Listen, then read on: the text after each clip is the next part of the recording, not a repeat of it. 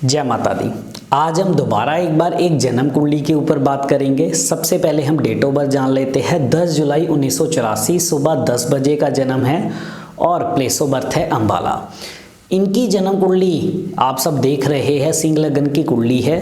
तीसरे घर में मंगल और शनि का मेल, चौथे घर में केतु और चंद्रमा यानी कि चंद्र ग्रहण है, जिसमें चंद्रमा नीच राशि का भी है और ग्रहण भी लगा हुआ है। पांचवें घर का बृहस्पति, 10वें का राहु, 11वें घर में सूर्य देव और साथ ही बुध और शुक्र का मेल 12वें घर में बैठा हुआ है।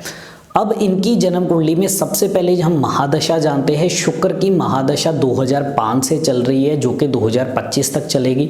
अंतरदशा इनकी नवंबर 2017 से शनि देव की चल रही है, जो कि जनवरी 2021 तक शनि की अंतरदशा चलेगी। इनकी कुंडली में जो सबसे अच्छा ग्रह है वो तीसरे घर के अंदर शनिदेव उच्च राशि में बैठे हुए हैं और लॉ वाइज भी शुभ हो रहे हैं, यानी कि शनिदेव बहुत ठीक अवस्था में, बहुत शुभ अवस्था में है, जिनकी अंतर्दशा भी चल रही है। अब मंगल और शनि जब भी जन्म कुंडली में इकट्ठे होते हैं तो ऐसे में राहु देव जहां भी जन्म कुंडली में बैठते हैं, कहते हैं कि राहु उच्च का होगा, राहु शुभ होगा। मंगल और शनि के मिलने से राहु उच्च, जो कि शनि के घर में 10वें घर में बैठा हुआ है और 10वें घर का राहु का लो है कि जन्म कुंडली में जैसा शनि होगा वैसा राहु फल देगा। अब शनि भी अच्छे है, राहु भी अच्छा हो रहा है, तो ऐसे में और साथ ही बुध और शुक्र का मेल है, तो राहु तो इनका अच्छा होगा ही होगा। मंगल और शनि का मेल, ऐसा इंसान मेहनती होगा, पराक्रम उसमें पूरा होगा, गुस्सा जरूर ज्यादा हो सकता है, अपनी मेहनत और हिम्मत से जीवन में आगे बढ़ने वाला और बहुत अच्छा पैसा कमाने की काबिलियत रखने वाला इंसान होगा।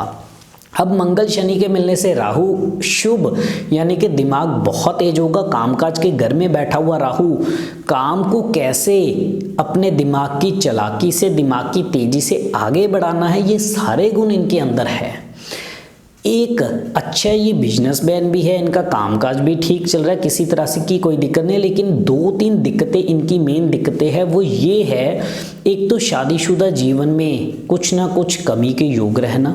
दूसरा, पैसा तो ये बहुत अच्छा कमा रहे हैं लेकिन पैसे की पूरी बरकत ना बनना और घर की सुख शांति को लेके कमियां रहना, ये 3 मेन इनकी दिक्कतें हैं। अब ऐसे में ये दिक्कतें आ क्यों रही है?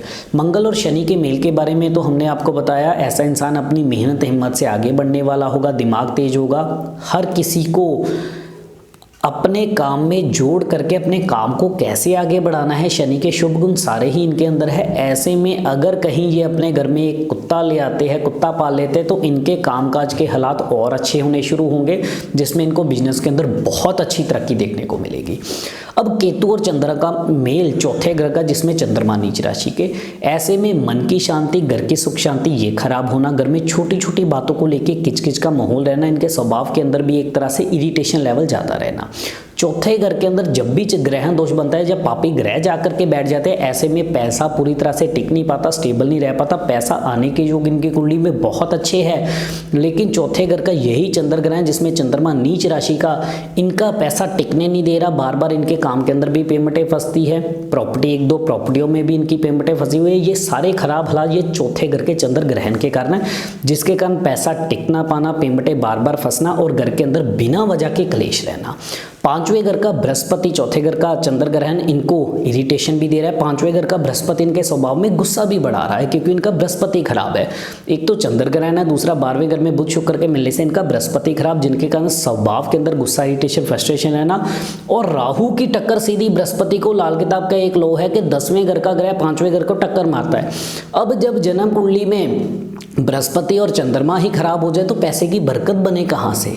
पैसा पूरी तरह से स्टेबल नहीं रहता, समृद्धि टिक नहीं पाती, इनके घर के अंदर आती बहुत है लेकिन टिकती नहीं है।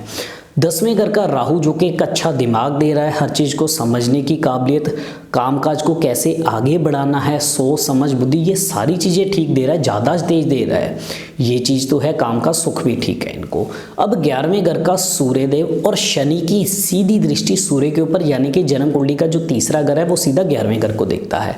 अब शनि की दृष्टि सूर्य के ऊपर और खास करके 11वें घर का सूर्य, ऐसा इंसान अगर शराब मांस का सेवन करेगा तो लाभ के सुख घर के अंदर कभी नहीं बनेंगे। 11वें घर का सूर्य हो तो कहते हैं कि शराब मांस का सेवन अगर ऐसा इंसान करने लग गया ना तो घर में पैसा टिकेगा और औलाद के सुख, खास करके बेटे के सुख खराब होंगे। या तो बेटा जन्म ही नहीं लेगा, यानी कि बेटा या तो होगा ही नहीं, अगर हो भी गया तो उसका सुख नहीं मिलेगा, या तो संतान निकम्मी होगी, उसकी सोच समझ बहुत अच्छे दर्जे की नहीं होगी, या अपने जीवन में जो उसको कामयाबी मिलनी चाहिए वो नहीं मिल पाएगी। ये 11वें घर के सूर्य की प्रेडिक्शन। इसलिए शराब मांस का सेवन बिल्कुल नहीं करना चाहिए, घर में कुत्ता जरूर रखना चाहिए।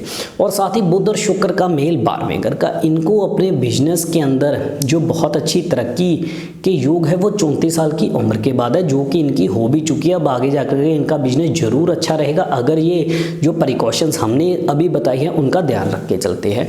लेकिन 12वें घर का बुध और शुक्र का मेल और राहु भी इनका वृषभ राशि का यानी शुक्र के साथ संबंध कर रहा है, तो ऐसे में पति पत्नी के आपसी तालमेल खराब होना, छोटी छोटी बातों को लेकर के लड़ाई झगड़े जल्दी होना।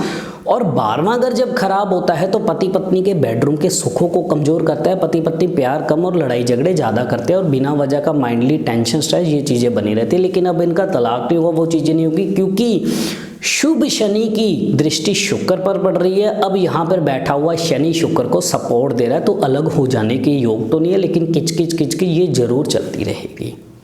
तो ऐसे में इनको क्या उपाय करने चाहिए? सबसे पहले एक पीतल के बर्तन में गंगा जल भर के चांदी का चौकोर टुकड़ा डाल के अपने सोने वाले कमरे में रखें।